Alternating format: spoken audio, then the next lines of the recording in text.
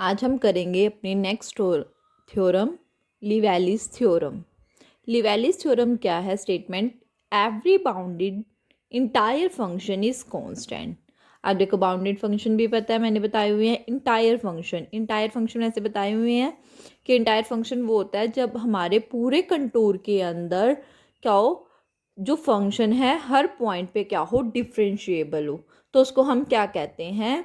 Entire functions. ठीक है, तो उन्होंने कहा है जितने भी बाउंडेड इंटायर फंक्शन होते हैं वो क्या होते हैं? कांस्टेंट। ठीक है, इसकी नेक्स्ट जो डेफिनेशन है वो ऐसे भी आ सकती है, if entire function is bounded for all value of Z then it is a constant. कि अगर इंटायर फंक्शन जो बाउंडेड है किसके लिए? सारी वैल्यूज जेड के लिए, तो हमें प्रूव करना है कि ये कांस्टेंट होगा। ठीक है, या हमारे पास ऐसे भी आ सकता है, if a function F Z is analytic for a finite value of Z and is bounded then F Z is constant. कि एफ जेड हमारे पास एनालिटिक है। एनालिटिक का मतलब वही है कि वो क्या होता है? Differentiable for finite value of Z, मतलब जितनी भी वैल्यूज हैं उनके लिए। ठीक है, और बाउंडेड भी है, तो एफ जेड को क्या? कांस्टेंट प्रूव करना है। ठीक है, ये थी हमारी स्टेटमेंट। आइए इसको प्रूव करते हैं। Let A and B the two point in the complex plane. Let C is a large circle with the centre at origin and radius r such that c encloses the point a and b। कि हमारे पास क्या है? एक circle है। ठीक है, जिसका जो सेंटर है वो क्या है? हमारे पास 0 और 0। जो हमारी रेडियस है वो हम आर लेके चल रहे हैं, और सर्कल के अंदर हमने क्या लिया है? एक ए पॉइंट लिया है, एक क्या लिया है? बी पॉइंट लिया है। अब देखो, अगर फंक्शन बाउंडेड है तो क्या होगा? तो जो हमें क्या मिल जाएगा? Upper bound. कि मतलब जो फंक्शन है उससे आगे नहीं जा सकता, एक लिमिट बन जाएगी। ठीक है, बाउंडेड का मतलब। तो एफ जेड की वैल्यू मैंने मान ली कि वो लेस देन है, मोड ऑफ एफ जेड वो लेस देन है एम से। ठीक है, अब देखो, अगर फंक्शन, अब देखो इक्वेशन ऑफ सर्कल निकाले तो हम कैसे निकालते थे? Z minus A is equals to R ना। तो ए यहाँ पे हमारे पास क्या होता था? सेंटर। अब यहाँ पे मैंने सेंटर क्या लेके चली हूँ? 0 0। तो जिसकी वजह से यहाँ पे 0 पुट करेंगे तो क्या हो गया? Z modulus is equals to R. तो मैंने यही लिखा है। ठीक है, अब जब हम इसको पोलर कोऑर्डिनेट के अंदर करते थे तो क्या हो जाता था? मोड हट के Z is equals to R E iota theta. ठीक है, अब डी जेड की वही सेम जैसे हम पहले करते हैं। जो हमारे थोड़ा बहुत चेंजेस हैं, बाकी नंबर ऑफ स्टेप्स जो हैं हर थ्योरम में ऑलमोस्ट सेम है।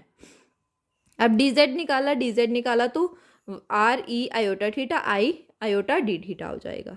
ठीक है, अब देखो, अगर फंक्शन एनालिटिक है तो कॉची इंटीग्रल फॉर्मूला यूज करेंगे। कॉची इंटीग्रल फॉर्मूला हमारे पास क्या था? F of a 1/2 iota integral over c f Z Z minus a d Z. ठीक है, अब सिमिलरली अगर हम पॉइंट ए के लिए लगाया है, ऐसे ही सिमिलरली 2 पॉइंट्स लेके चल रहे थे तो बी के लिए लगाया। अब दोनों में फोर्थ और जो फिफ्थ इक्वेशन है उन दोनों को मैंने क्या कर दिया? सब्ट्रैक्ट।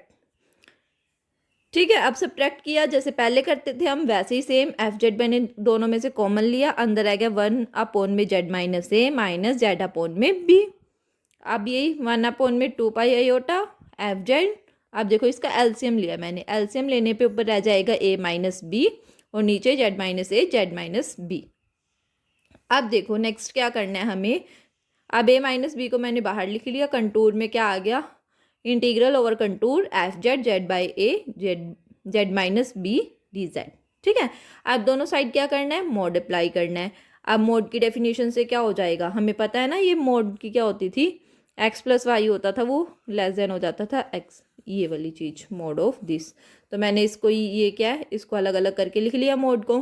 अब हमें पता है, कितनी बार कर चुके हैं, कि जो आयोटा की मोड होता है वो 1 होता है, वही सेम मैंने पुट किया। A minus B 2 iota integral over F Z Z minus A Z minus B D Z. ठीक है, अभी मैंने इक्वेशन लिख दी 6।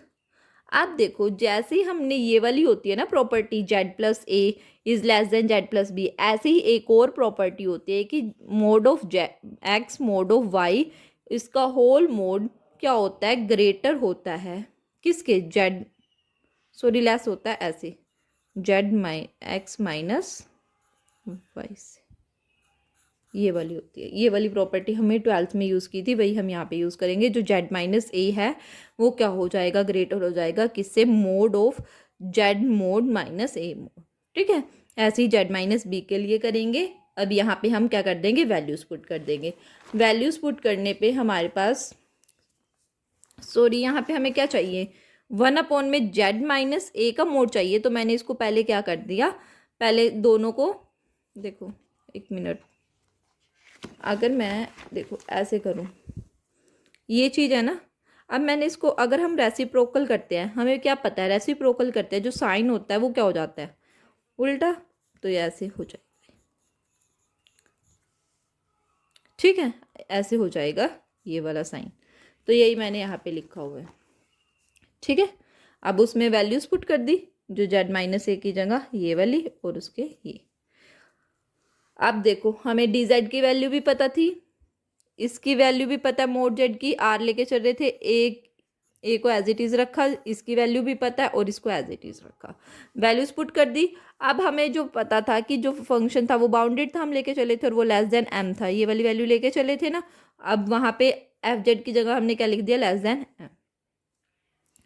ठीक है, अब ये भी हो गया, a minus b as it is रहा, 2 पाई एज इट इज़ रहा, r minus a r minus b. आप देखो जब भी हमने पहले भी किया था, जब हम z को पोलर कोऑर्डिनेट के अंदर चेंज कर देते हैं तो क्या हो जाता है, जो मतलब एंगल होता है वो क्या बन जाता है, 0 से 2 पाई, वही डी थीटा आ गया। अब डी थीटा की इंटीग्रल सोल्व करते हैं, 2 पाई से 2 पाई कैंसल आउट। ये बिल्कुल सेम स्टेप है जैसे हम हर थ्योरम में करते आ रहे हैं। अब देखो f of a minus f of b का मोड वो क्या हो जाएगा, लेस देन हो जाएगा m a minus b r square. अब देखो मैंने इसमें से भी r और इसमें से भी r क्या लिया कॉमन, तो अगर r स्क्वेयर बन गया तो यहाँ पे क्या रह जाएगा, 1 माइनस ए बाई आर।